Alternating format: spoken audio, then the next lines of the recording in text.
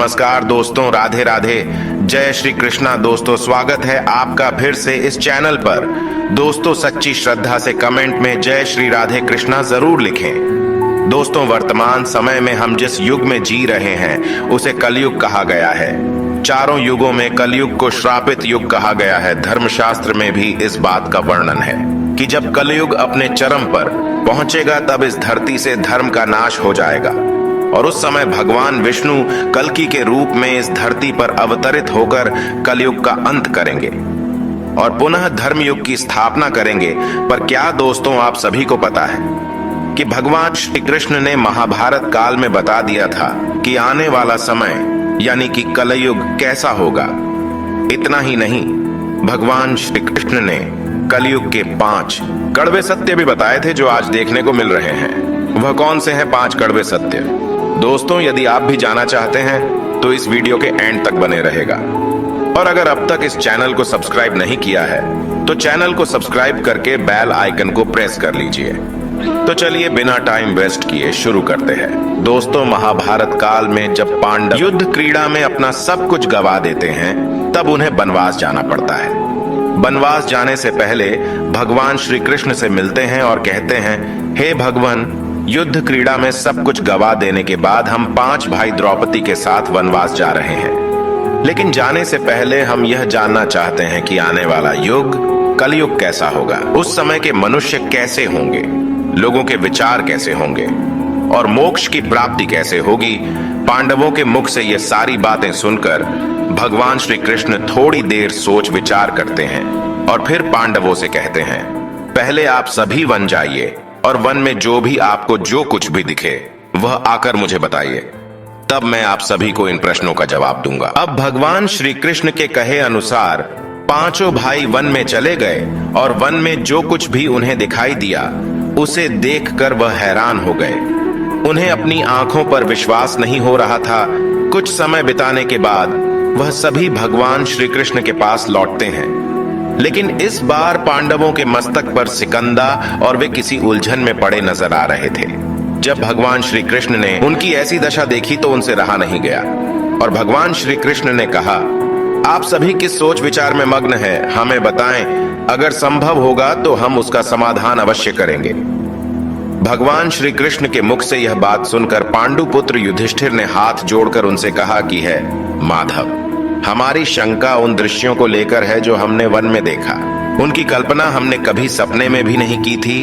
तभी भगवान श्री कृष्ण कहते हैं कि आप सभी एक एक करके मुझे विस्तार से बताइए कि आपने वन में क्या देखा। इसमें सबसे पहले युधिष्ठिर कहते हैं, हे द्वारका नरेश, हम सभी 5 भाई वन में अलग अलग दिशाओं में भ्रमण के लिए निकल गए थे। जब मैं अकेला वन में भ्रमण रहा था तब मैंने 2 सूंड वाले हाथी को देखा। अब आप मेरी इस शंका को दूर कीजिए कि भला एक एक हाथी के 2 सूंड कैसे हो सकते हैं। अब अर्जुन की बारी होती है। अर्जुन बताते हैं कि उन्होंने एक ऐसे पक्षी को देखा जिसके पंखों पर वेद की रचनाएं लिखी हुई थीं और वह मुर्दे का मांस खा रहा था। अर्जुन के बाद भीम बताते हैं कि उन्होंने वन में एक ऐसी गाय को देखा जिसने अपने बछड़े को जन्म के बाद चाट रही थी कि उसके शरीर से खून आने लगता है। इसे देखकर मैं हैरान रह गया कि कोई माता अपने बच्चों के साथ ऐसा कैसे कर सकती है। अब भगवान श्री कृष्ण सहदेव से पूछते हैं कि सहदेव, तुमने वन में क्या देखा? तो सहदेव ने कहा कि मैंने एक जगह बहुत से कुएं को देखा जहां हैरानी की बात यह है कि आसपास के सभी कुएं में पानी था और बीच का कुआं खाली था। बीच का कुआं गहर भी है लेकिन फिर भी उसमें पानी नहीं है। ऐसा कैसे संभव है? अब नकुल आगे बताते हैं कि वे जब वन में भ्रमण कर रहे थे तब उसने एक बड़ी चट्टान पर्वत से लुढ़कते हुए देखा। वह चट्टान कितनी ही बड़े वृक्षों और सिलावों से टकराती है, लेकिन उसे कोई रोक नहीं पता और अंत में एक छोटे से वृक्ष के स्पर्श से वह चट्टान रुक जाती है। अभी युधिष्ठिर भगवान श्री से कहते हैं कि है वासुदेव, हम भाइयों ने जो भी मन में देखा उसका सारा विस्तार आपसे बता दिया। अब आप हमारी सारी शंकाओं को दूर करते हुए हमें विस्तार से बताइए। तब भगवान श्री कृष्ण ने युधिष्ठिर से कहते हैं कि धर्मराज, जैसा कि आपने बताया कि आप 2 सूंड वाले हाथी को देखकर हैरान में पड़ गए हैं, लेकिन इसमें हैरानी की बात नहीं है, क्योंकि कलयुग में ऐसे व्यक्ति ही राज करेंगे जो बोलेंगे कुछ और, करेंगे कुछ और।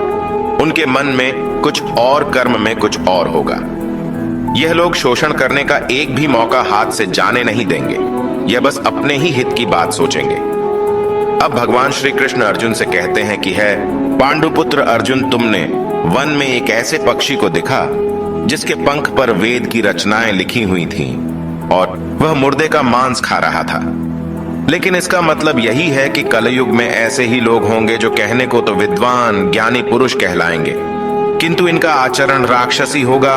उनके मन में यही होगा कि जल्दी किसी की मृत्यु हो और उसकी संपत्ति के मालिक खुद बन जाए। कलयुग में मनुष्य के लिए सबसे ऊपर धन और संपत्ति होगा और कुछ गिने चुने शख्स ही वास्तविक संत होंगे। इसके अलावा कलयुग में ज्यादातर इंसान अपनों को ही ठगकर आगे बढ़ने के विचार में होंगे। अर्जुन के बाद भगवान श्री कृष्ण भी हमसे कहते हैं कि हे भीम, जैसा कि आपने देखा कि एक गाय अपने बछड़े को इतना चाटती है कि उसके शरीर से खून आने लगता है, ठीक इसी तरह कलयुग का मनुष्य अपने बच्चों पर इतना प्यार लुटाएगा कि उसका विकास रुक जाएगा। एक माता की ममता अपनी औलाद की मोह माया और संसार में इस तरह बांध के रख देगी कि उसके बच्चे का जीवन नष्ट हो जाएगा।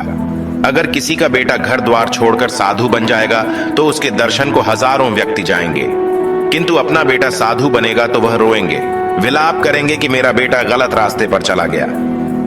दोस्तों, यहाँ भगवान श्री कृष्ण जीवन की वास्तविकता को बताते हैं कि इंसान को यह समझना होगा कि तुम्हारे पुत्र तुम्हारे नहीं, अपनी पत्नियों की अमानत है, और पुत्रियां अपने पतियों, और तुम्हारा यह शरीर मृत्यु की और आत्मा परमात्मा की अमानत है।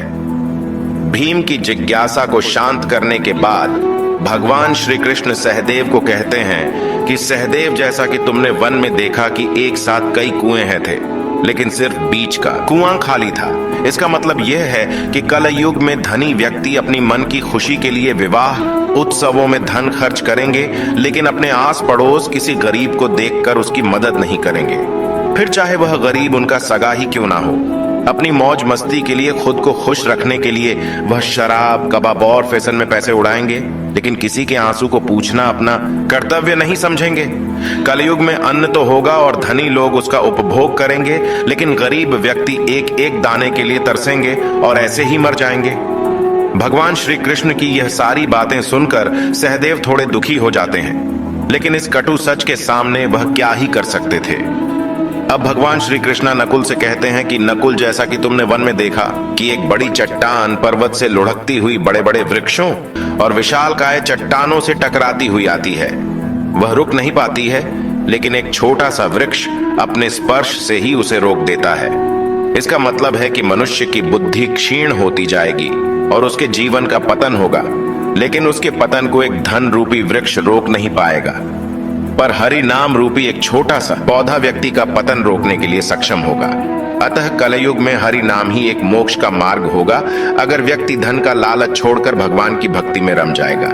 हरि नाम का जप करेगा तो निश्चय ही उसे कोई दुख तकलीफ नहीं होगा और मरने के बाद भी उसे भगवान के चरणों में जगह मिलेगी। दोस्तों, अगर आप गौर करेंगे तो पाएंगे कि भगवान श्री कृष्ण द्वारा बताई गई ये 5 कड़वे सत्य इस कलयुग में नजर होते आ रहे हैं। ऐसे में अगर आप भी अपने जीवन की सारी तकलीफ को दूर करना चाहते हैं तो आज से ही हरि नाम का जप करना शुरू कर दें। तो दोस्तों, इस वीडियो में फिलहाल इतना ही। उम्मीद है आपको आज की वीडियो पसंद आई होगी। अगर हाँ तो वीडियो को लाइक करें और इस तरह की और भी जानकारी के वीडियो देखने के लिए चैनल को सब्सक्राइब कर ले। धन्यवाद।